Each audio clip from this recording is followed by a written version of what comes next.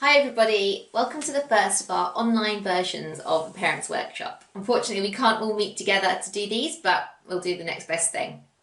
Okay, first of all we're going to be talking about number and counting, because that's something we've been doing a lot about this term. This term we've been learning about the numbers 1 to 5, and we've been finding out lots and lots of things about those numbers and getting to know them really, really well. So the first thing that children have to be able to do is say numbers in order, and that's something that most of the children can do really well now. So that just means just verbally saying the numbers in order, and they can go as high as they can. We always count how many children are in the class, so we're normally counting to 30, and we add in the adults and count above 30.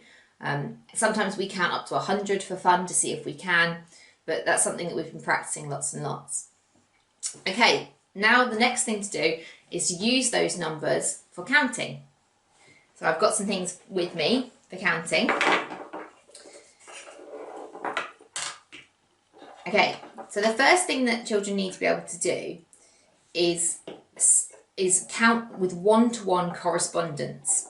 And what that means is that when they're counting some things, they say each number when they touch each thing. So they would say 1, 2, 3, 4, 5. What lots of children do when they're counting is they say the numbers at the same time as touching, but they don't have one-to-one correspondence. They don't say a number with the thing that they touch. So they might do this: 1, 2, 3, 4, 5. So even though they've counted to the right number, they haven't said the number as they've touched each thing. They need to make sure that each thing they touch, they actually say a number. Another important part of one-to-one correspondence is making sure that you count everything that's there. Making sure that you don't skip some out. So you can't say 1, 2, 3, 4. You have to make sure you've touched everything. The other important part of one-to-one correspondence is making sure that you only count something once.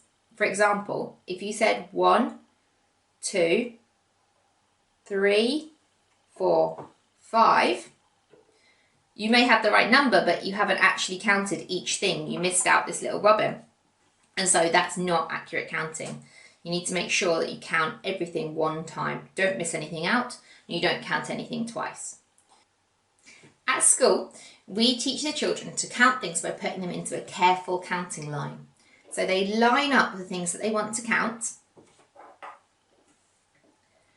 and that makes it easier to make sure that you touch each thing once and that you don't miss anything out. So you count going along your careful counting line.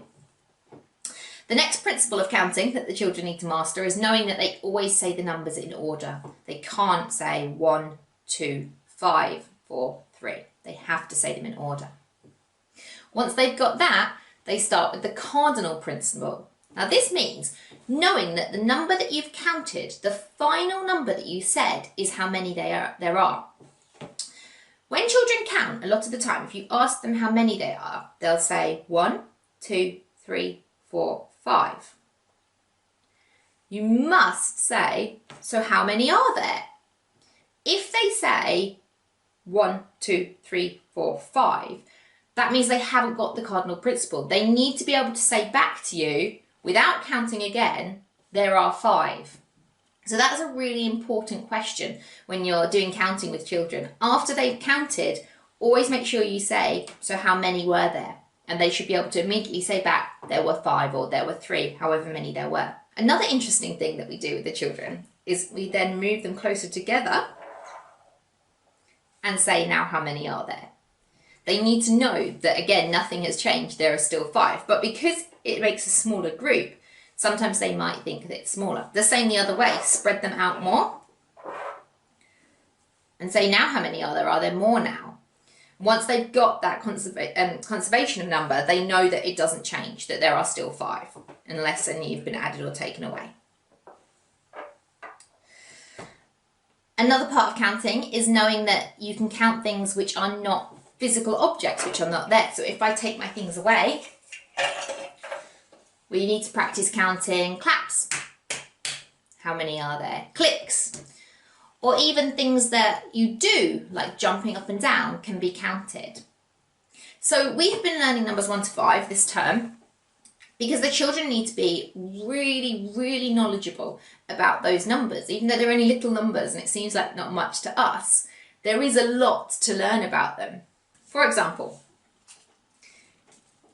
if I ask you how many chocolates I've just put on the table, you don't have to count them. You know that there are 1. You subitized.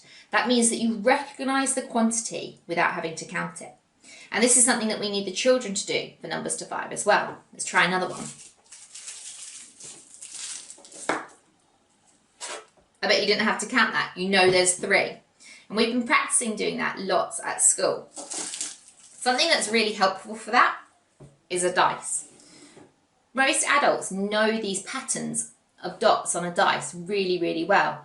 And so the children have been practicing them lots as well, so that they can automatically recognise when they see that pattern how many that is.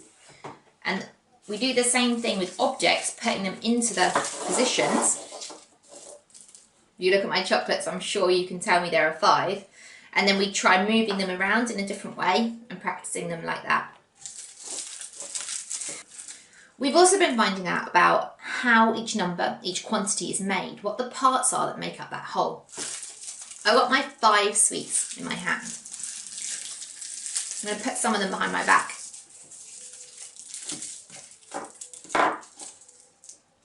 How many do you think are behind my back? You know that because you can see 3, there are 2 behind my back. And this is something that we practice a lot with the children, putting things behind our back, hiding things. You could do it with a tea towel. So here's my 5 chocolates. Close your eyes, I'm going to cover some up. How many have I covered up? You can do it in different ways.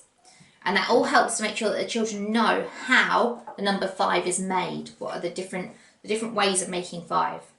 So that's what we've been doing this term. I hope that you can carry on supporting that at home and doing some of those things at home. Next term, we're going to be learning the numbers 6 to 10 and also 0 and finding out lots more about those numbers. I hope you found this helpful. If you have any questions, please just email us or drop us a line on Tapestry. You've got both mine and Miss Twinem's emails, so do get in touch if you want to ask anything. There's no such thing as a silly question, so give us a shout if you need anything.